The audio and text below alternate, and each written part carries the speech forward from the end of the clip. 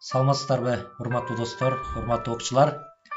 Бүгүн биз сиздер менен кайрадан эле өзүбүздүн онлайн сабактарыбызды улантабыз. Алгач бул онлайн сабакты баштаардан мурда сиз биздин баракчада алгачкы жолу болуп жаткан болсоңуз, анда биздин баракчага катталууну жана коңгуроочону басып коюуну унутпаңыз. Бул сиз үчүн эң сонун мүмкүнчүлүк дегенибиз биздин баракчадан чыгып жаткан видео сабактарыбызды эң алгачкылардан болуп көрө аласыздар. Бүгүнкү сабагыбыз негизинен 5-класстан 11-класстын окуучуларына чейин арналат. Биринчи сабагыбыз тарбиялык саат. Китеп окуу жана аны адатка айландыруу. Бүгүнкү күндө техниканын өнүккөн заманы дейбизби, айтор китеп окуган адамдардын саны азаюуда. Бирок мен ойлойм, акыркы 2-3 жыл ичинде Кыргызстандын аймагында дагы бул китеп окуу маданияты, китеп окуу салты жакшы эле жолго коюлуп келе жатат деген ойдомун. Биринчи, адам кайсыл гана тармакта алектенбесин, адам үчүн китеп окуу номер 1 орунда туруусу керек. Урматтуу окуучу, сиз окуучу болосузбу? Балким ата-энеңиз түрдүү кесиптин ээлери. Балким адвокат, сот, куруучу, ашпоз, официант, дарыгер, электрик, же болбосо жөн гана кызматкер, тазалоочу, коргоочу, милиция, өрт өчүрүүчү, айтор кайсыл гана кесиптин ээси болбосун, ар бир адам баласы үчүн китеп окуу бул номер 1 орунда тура турган иш. Себеби китеп окуу менен адамдын сөз байлыгы өсөт, анын дүйнөгө болгон көз карашы, ал турбай айылына чөйрөгө болгон мамилеси, адамдар менен, жакын достору менен болгон мамилеси дагы кандайдыр бир деңгээлде жакшы нукка бурулуусу турган кеп. Анткени ар бир китеп адам баласын сөзсүз түрдө жакшы багытка, жакшы ааламга жетелеп алып турат. Бүгүнкү күндө китеп окулбай жаткан учурларыбыз көп, бирок ошол учурларыбыздын себептерин аныктап көрсөк, мен атайын китеп окулбай калуусунун көйгөйлөрүн биринчи тепкичке алып чыгып атам. Демек, биринчи себеп. Үй бүлөдө китеп окуу салты жок. Ата-эне балдарынан китеп окууну талап кылат, бирок өздөрү окубайт. Урматтуу окуучу, маани бериңиз. Бир аялдын бир баласы аябай тентек чыгат. Ал тентек баласын жакшы жолго салуу үчүн ал аял өзүнүн баласын ээртип даанышманга алып барат. Даанышман ал баланы карап туруп, бул баланын эмне айыбы бар дейт. Анда апасынын сөзү бул. Бул бала чылым чегет, спирттик ичимдиктерди ичет, айтор терс жолго түшүп кеткен.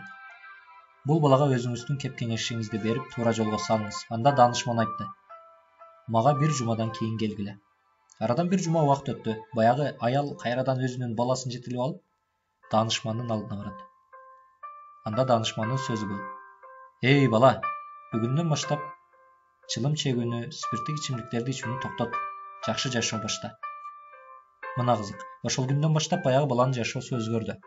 Аябагандай жакшы адам болду. Чылым чеккен жок, спирттик ичимдиктерди ичкен жок. Айтор айылына чөйрөдөгү адамдардын баары ага суктанарлык деңгээлге жетти. Ошондо баягы эненин оюна бир нерсе кылттай түшкөндөй болду. Даанышмандын алдына барды. Урматтуу даанышман, 1 жума алдын келгенибизде дагы ошол сөздү айтып койсоңуз болмок да. А эмне үчүн сизге 1 жума убакыт керек болду? Анда даанышмандын сөзү бул. Себеби мен ошол учурда өзүм дагы чылым чекчү элем. Ошол 1 жума ичинде мен алгач өзүмдү тарбияладым. Кийин менин балага айткан сөзүм өтүмдүү болду деген экен. Анысыңардай, бала уяда эмнени көрсө учканда ошону алат. Китеп окууну ар бир үй бүлөдө калыптандырсак, ар бир адам китеп окуса, мына ошондо анын айланасындагылар өзү билбеген абалда китеп окуу маданиятына тартыла баштайт. Экинчи себеп. Сыналгы, интернет сыяктуу виртуалдык каражаттардын азгырыктары көбүрөөк жана кызыктуураак болуп жатат. Бүгүнкү күндүн бөгөйлөрүнүн бири бул ар бир адамдын колунда уюлдук телефон.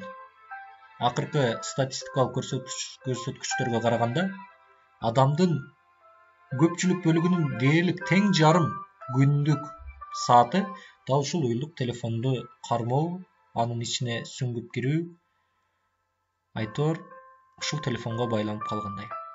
Балким китеп окуу маданиятына мына ушул маселе дагы кандайдыр бир деңгээлде сиз үчүн көйгөйүн тийгизип жатат. Үчүнчү себеп. Маалыматтын көптүгү, жашоо темпинин ылдамдашы, турмуштук талаптардын артышы жана аларды аткарууга убакыттын тартыштыгы. Балким сиз үчүн китеп окууга убакыт болбой жаткандыр. Өзүңүздүн иштериңиз, карьераңыз. А бирок күнүңүздү туура пландай билсеңиз, анда китеп окууга дагы албетте саатыңыз болот деген ойдомун. Китеп бааларынын кымбаттыгы жана китеп дүкөндөрүнүн аздыгы. Урматтуу окуучум, эгерде бул видеону көрүп жаткан болсоңуз, анда өзүңүздүн аймагыңызда жайгашкан кайсыл китеп дүкөндөрдү билесиз? Жана акыркы жолу кайсыл китеп дүкөнгө барып, кайсыл китепти сатып алдыңыз? Эгерде бул суроого жооп берүүгө кыйналып жаткан болсоңуз, анда дал ушул видео бүткөндөн кийин алдыңызга номер 1 максат коюңуз. Биринчи максатыңыз өзүңүз үчүн китеп сатып алып, китеп окууну адатка айландырыңыз. Себеби бул өтө маанилүү. 5. Мамлекеттик деңгээлде китеп окуу маданиятын өнүктүрүүгө күч аракет жумшалбашы дейт. Бүгүнкү күндө мамлекетте болбосо дагы бир канча коомдук бирикмелер, коомдук уюмдар тарабынан атайын китеп окуу сынактары, айтор китепке байланышкан бир канча акциялар, бир адамдан бир китеп деген түрдүү иш-чаралар өтүп атат. Демек, мен ойлойм, акыркы 2-3 жыл ичинде Кыргызстанда китеп окуу салты, маданияты жакшы эле жолго коюлуп келе жатат. Мына ушул жогоруда биз сиздер менен 5 себеп жөнүндө сөз кылдык. Негизги 5 себеп жөнүндө.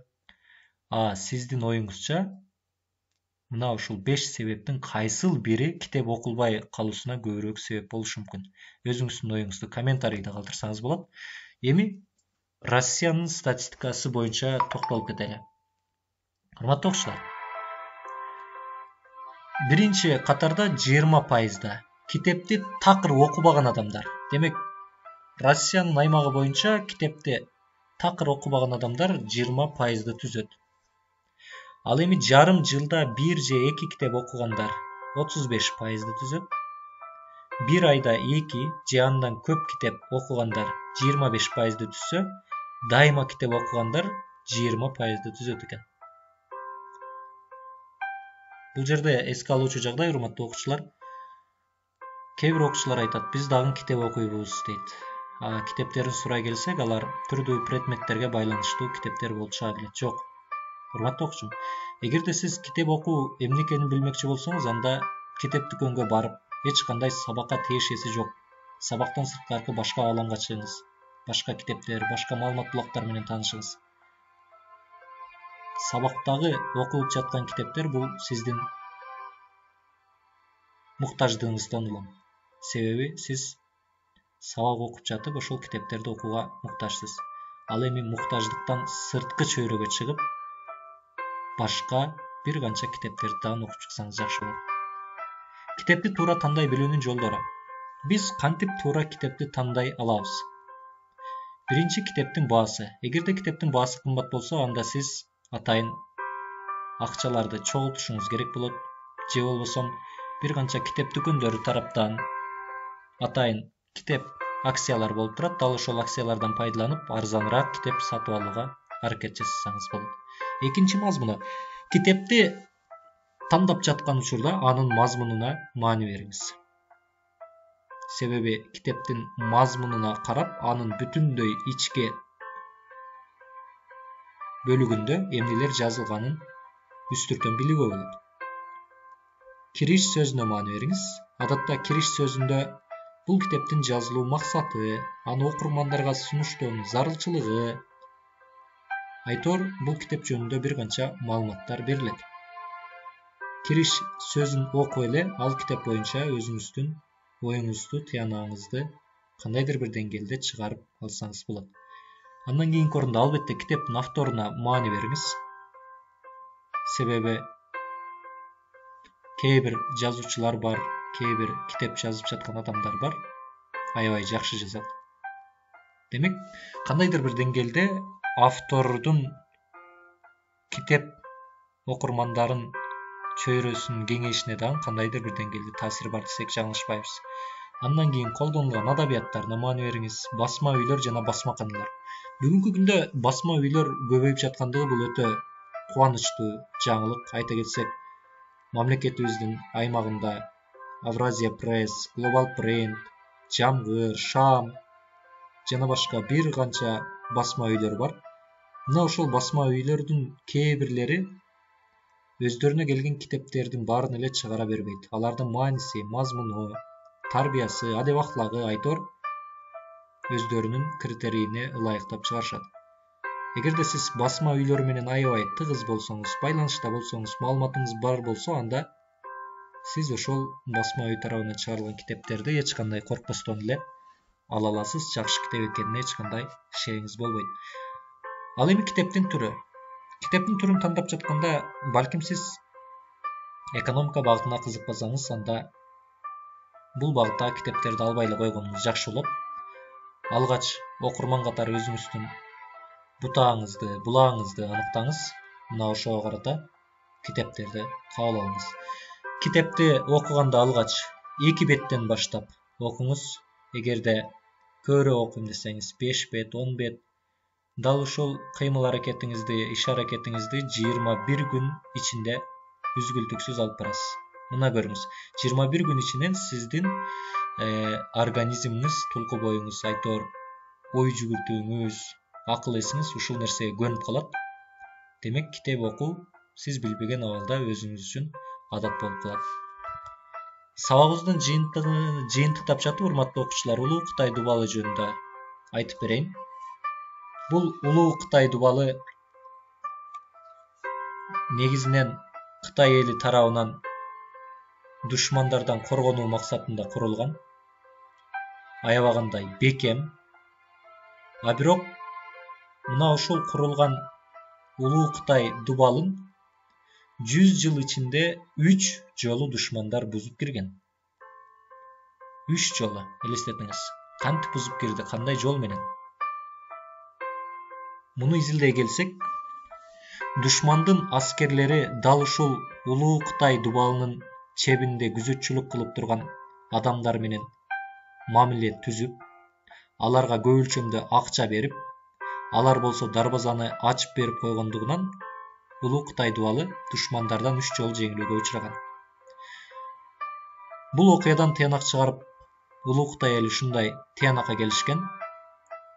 Биз душмандардан коргонуу үчүн чептерди куруппуз, аябай бекем чептерди куруппуз, бирок адам тарбиясын унутуп калыппыз. Көрсө, аябай чоң чептерди курган менен, душман бузуп өткүс чептерди курган менен адам баласын тарбиялабасаң, анда тургузган чебиң дагы эч нерсеге арзыбас деп. Муну мен эмнен айткым келди, урматтуу окуучум? Сиз дагы бүгүндөн калбай китеп окууну адатка айландырыңыз. Себеби китеп окуу бул адамды жакшылыкка алып барат. Китеп окуу бул адамдын сөз байлыгын өстүрөт.